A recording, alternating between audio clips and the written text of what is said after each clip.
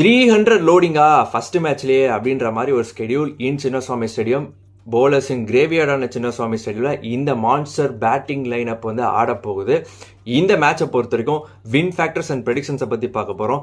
Win factor வரும்போது power பிளேல யார் பேட்டிங் பவுலிங் நல்லா பண்ணுறா, ஸ்பின்னர்ஸ் வந்து யார் எக்கனாமிக்கலாக போகிறா, இந்த ரெண்டு விஷயத்த எந்த டீம் வந்து எச் பண்ணுறாங்களோ அவங்க தான் அந்த மேட்சை கண்டிப்பாக வின் பண்ணுவாங்க. ரெண்டு டீமை பொறுத்த வரைக்கும் இதுதான் பிளேயிங்லாம் இருக்கும் அப்படின்றத நான் நினைக்கிறேன்.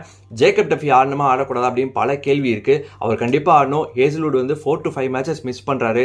அவரை இன்க்ளூட் பண்ணி அவர் ஃபர்ஸ்ட் 2 மேட்ச் நல்லா பர்ஃபார்ம் பண்ணிட்டா ஆர்சிபிக்கு ஒரு கான்ஃபிடன்ஸ் இருக்கும்.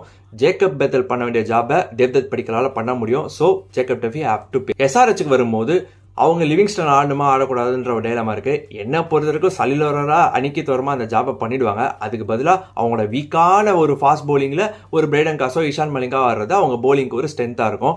கீ பிளேயர்ஸ் அப்படின்னு பார்க்கும்போது ஆர்சிபிக்கு Virat Kohli and Bhuvneshwar Kumar key players இருப்பாங்க. சன்ரைசர்ஸ் ஹைதராபாத்தை பொறுத்த வரைக்கும் இஷான் கிஷன் அண்ட் ஜீசன் அன்சாரி இவங்க தான் ரொம்ப கீ பிளேயர்ஸாக இருப்பாங்க அப்படின்றதான் நான் நினைக்கிறேன்.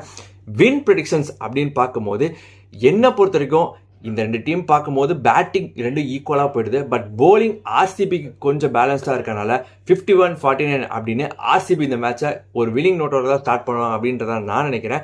நீங்கள் சொல்லுங்கள், ஆர்சிபி அவங்களோட டைட்டில் டிஃபென்ஸாக ஒரு வின்னிங் நோட்டோட ஸ்டார்ட் பண்ணுவாங்களா, இல்லை எஸ்ஆர்ஹெச் அவங்களோட பவர் ஹவுஸ் பர்ஃபார்மன்ஸோட அவங்களோட அப்படின்னா வந்து அப்செட் பண்ணுவாங்களா அப்படின்ற உங்களோட ஒப்பீனியன் நீங்கள் காமெண்ட்ஸை சொல்லுங்கள்.